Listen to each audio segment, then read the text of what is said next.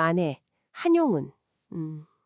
우리 대부분은 아마 님의 침묵을 쓴 저항 시인, 그리고 3.1운동의 민족 대표 33인 중 한 사람, 뭐 이 정도로 기억하죠. 교과서에 나오는 그 불굴의 독립운동가, 아주 강렬한 이미지예요. 네, 그렇죠. 거의 박제된 영혼 같은 느낌이 있죠. 맞아요. 그런데 저희에게 건네주신 자료들을 이렇게 쭉 보니까요.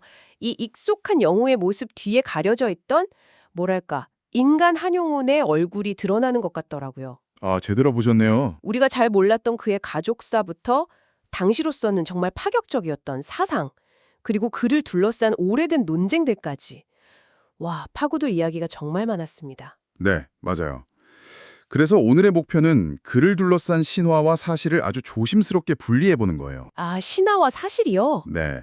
그래서 한 시대를 정말 온몸으로 살아낸 한 지식인의 고뇌와 선택을 입체적으로 한번 재구성해보는 거죠. 자료들을 따라가다 보면 아마 생생하게 느껴지실 겁니다. 좋습니다. 그럼 어디서부터 시작해 볼까요? 저는 개인적으로 그의 사생활, 특히 거의 알려지지 않았던 그 가족 이야기가 가장 먼저 눈에 들어오더라고요. 아, 가족사. 네. 평생 2번 결혼했다는 사실부터가 좀 의외였어요. 그렇죠. 첫 번째 결혼은 그가 출가하기 전인 14살 때였어요. 14살이요? 네. 당시엔 뭐 좋은 풍습이 흔했으니까요. 전정숙 여사와 혼인했는데 불과 4년 뒤인 18살에 그가 구국의 길을 찾겠다면서 집을 떠나버립니다. 아, 사실상 결혼 생활은 그걸로 끝이 난 거죠. 그런데 여기서부터 진짜 비극이 시작되는 것 같아요. 1904년에 그가 잠시 고향에 들렀을 때 첫 부인과의 사이에서 아들이 태어났다는 기록이 있네요. 네, 맞습니다. 이름이 한보구, 나라를 지킨다는 뜻이잖아요. 아들 이름에서부터 아버지의 염원이 느껴지는데 그렇죠. 정작 이 아들은 평생 아버지의 호적에 오르지 못하고 남모르는 아들로 살아야 했다니 이게 어떻게 된 일이죠? 바로 그 지점이 한용운이라는 인물의 신념과 개인의 삶이 충돌하는 뭐랄까 첫 번째 장면이라고 할 수 있습니다. 신념과 삶의 충돌이요. 네, 당시 일제가 통치의 편의를 위해서 호정령을 시행하고 있었거든요. 한용운은 이걸 일제의 통치 수단으로 보고 저항의 의미로 평생 호적 등록을 거부했습니다. 정말 대단한 저항 정신이네요. 네, 그렇죠. 하지만 그 결과가 아들에게는 너무 가혹했네요. 법적으로 아버지가 없는 사람이 된 거잖아요. 맞습니다. 아버지의 그 거대한 신념의 그늘이 아들의 삶을 온통 뒤덮어버린 거죠. 와, 그리고 비극은 여기서 끝나지 않아요. 아버지의 영향을 받았는지 아들 한보국 역시 사회주의 계열 독립운동에 투신합니다. 아들도 독립운동을요? 네. 그리고 해방 이후의 혼란기, 한국전쟁을 거치면서 결국 월북하고 말죠. 저희가 지금 보고 있는 분단된 가족, 이 자료를 보니까 그 비극이 정말 한눈에 들어오네요. 네. 아버지 한영운의 묘는 남한의 망오리에 있고 아들 한보국의 마지막 행적은 북녘 땅에, 그리고 한영운의 부모님 묘소는 고향 홍성에. 정말 한 가족이 분단이라는 역사의 칼날에 완전히 조각나 버렸군요. 그렇죠. 한 개인의 가족사가 곧 한국 한들사의 비극을 압축적으로 보여주는 상징이 된 셈입니다. 이런 공적인 신념과 사적인 삶의 충돌, 이게 그의 인생 전반을 관통하는 핵심 키워드 같다는 생각이 드네요. 네, 정확합니다. 독립운동가 이전에 그의 사상적 뿌리가 불교 개혁에 있었다는 점도 아주 흥미로워요. 1913년에 펴낸 조선불교 유신론이라는 책이 당시 불교계에 뭐랄까 핵폭탄급 충격을 던졌다고요. 네, 말 그대로 핵폭탄이었습니다. 당시 조선불교는 깊은 산속에 틀어박혀서 개인의 해탈이나 기복에만 매달리고 있었거든요. 아, 현실과 좀 동떨어져 있었군요. 그렇죠. 한용운은 바로 그 점을 정면으로 비판한 겁니다. 불교가 왜 산속에만 갇혀 있느냐? 세상으로 나와서 고통받는 민중을 구제해야 한다.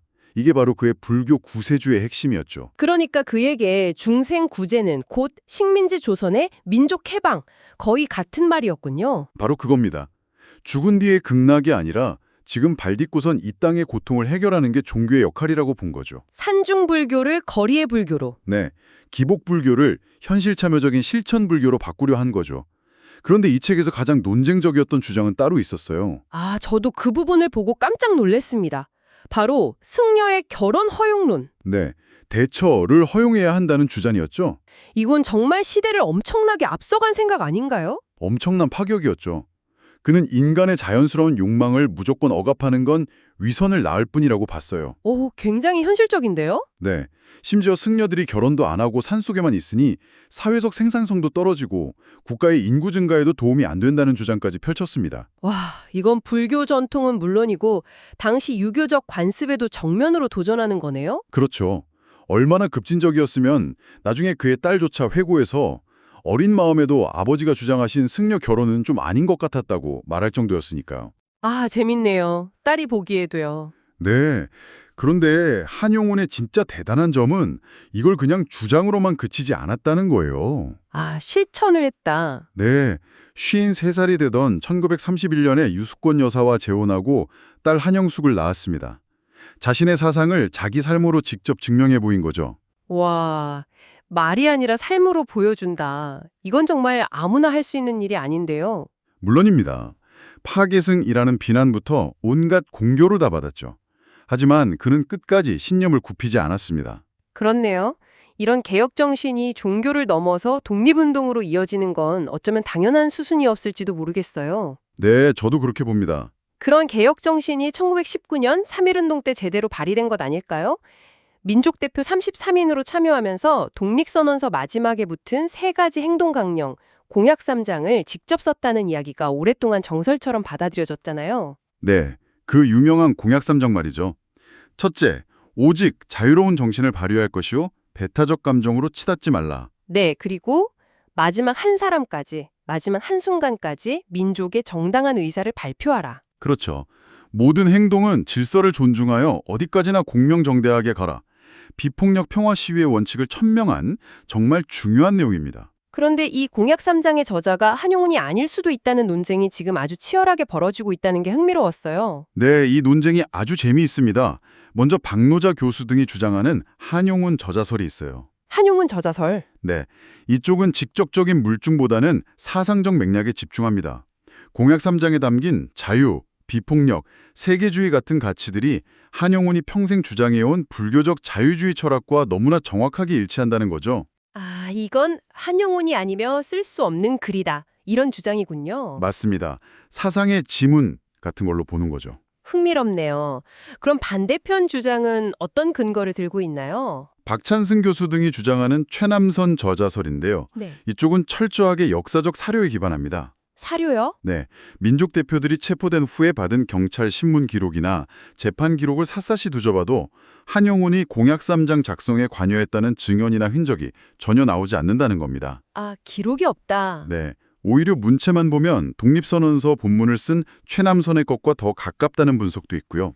와, 한쪽은 사상적 맥락, 다른 쪽은 역사적 기록. 정말 팽팽한데요. 어느 한쪽에 손을 들어주기가 정말 어렵겠네요. 네, 어렵죠. 그럼 우리는 이 논쟁을 어떻게 이해해야 할까요? 저는 저자가 누구냐는 사실 규명도 중요하지만 더 중요한 건 따로 있다고 생각해요. 어떤 걸까요? 설령 저자가 아니었다고 하더라도 이 공약 3장에 담긴 비폭력과 공명정대의 정신을 가장 치열하게 옹호하고 실천한 인물은 단연 한용운이었단 사실입니다. 아, 그는 체포된 후 법정에서 또 옥중에서 쓴 조선 독립의 서라는 글을 통해 끝까지 평화적 저항의 정당성을 논리적으로 설파했거든요. 그 말씀이 이 논쟁의 핵심을 짚어주는 것 같습니다. 기록된 저자보다 실천한 사람이 더 중요할 수 있다는 거군요. 네, 누가 썼든 그 정신을 온몸으로 살아낸 사람은 한용운이었던 거죠. 그의 강직한 성품을 이야기할 때 사실 빼놓을 수 없는 일화가 또 하나 있잖아요. 바로 시무장 이야기. 아, 그 유명한 이야기요. 조선 총독부가 보기 싫어서 일부러 해가 들지 않는 북향으로 집을 지었다는 것 말이죠. 네, 저도 어릴 때 위인전에서 읽고 정말 대단한 기계라고 생각했거든요. 그렇죠. 자료에 있는 도면을 봐도 실제로 시무장은 북향이고 남쪽으로 조선 총독부 건물이 떡하니 버티고 있으니까 이야기가 더 그럴듯하게 들리고요. 그런데 이것도 사실이 아닐 가능성이 높다고요? 네.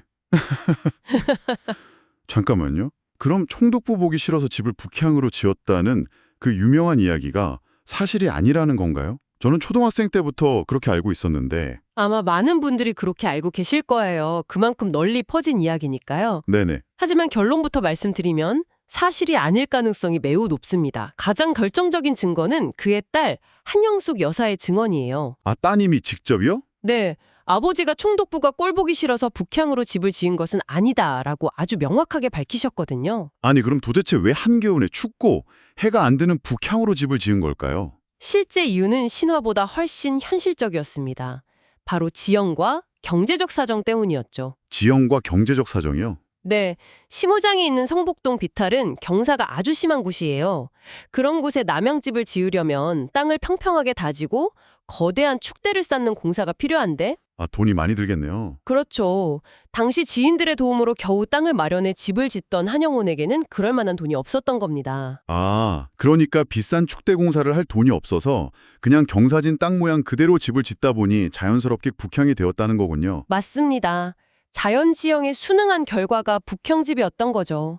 거창한 항일 정신의 상징이라기보다는 가난한 독립운동가의 씁쓸한 현실이 담긴 성택이었던 셈입니다. 와, 신화가 깨지는 순간이네요. 그런데 이상하게 실망스럽지가 않아요. 그러세요? 네. 오히려 이 사실을 알고 나니 그의 삶이 더 대단하게 느껴지는데요. 만들어진 신화를 걷어내니까 그 차가운 북향집에서 추운 겨울을 나면서도 창씨의 명과 호적 신고를 끝까지 거부했던 그 생활인 한영훈의 처절한 저항이 훨씬 더 강렬하게 다가옵니다. 정확한 지적이세요. 신화는 때로 한 인물을 비현실적인 초인으로 만들지만 그 신화를 걷어냈을 때 드러나는 현실적인 고난 속의 저항이 훨씬 더 큰 울림을 주기도 하죠. 맞아요. 총독부를 노려보는 영웅보다 추운 방에서 언손 불어가며 시를 썼던 현실 속의 한용운이 더 깊은 감동을 주네요. 네, 그렇죠. 오늘 저희는 한용운이라는 인물을 둘러싼 여러 겹의 신화를 벗겨내고 그의 인간적인 고뇌와 사상적 깊이를 함께 들여다봤습니다. 분단으로 흩어진 가족을 가슴에 묻어야 했던 아버지였고 시대를 너무 앞서간 탓에 비난받았던 개혁가였으며 신화 뒤에 가려진 현실 속에서 신념을 지켜낸 저항가였습니다. 네, 교과서 속에 박제된 영웅이 아니라 고뇌하고 행동했던 살아있는 인간 한용운을 마주하는 아주 의미 있는 시간이었습니다. 네, 저도요. 마지막으로 당신께 이런 질문을 하나 던져보고 싶네요. 한용운의 삶을 보면 대의를 위한 신념이라는 것이 때로 가장 가까운 이들, 특히 자식의 삶에 어떤 영향을 미칠 수 있는지 다시 생각하게 됩니다. 아, 호적에도 오르지 못했던 아들 한보국을 떠올리면 마음이 복잡해지죠. 네, 신념을 지키는 삶과 개인적 책임 사이의 그 아슬아슬한 경계에 대해 우린 어떤 답을 내릴 수 있을까요? 그의 삶이 던지는 이 묵직한 질문을 곱씹어 보는 것도 오늘 우리의 대화를 마무리하는 좋은 방법이 될 것 같습니다.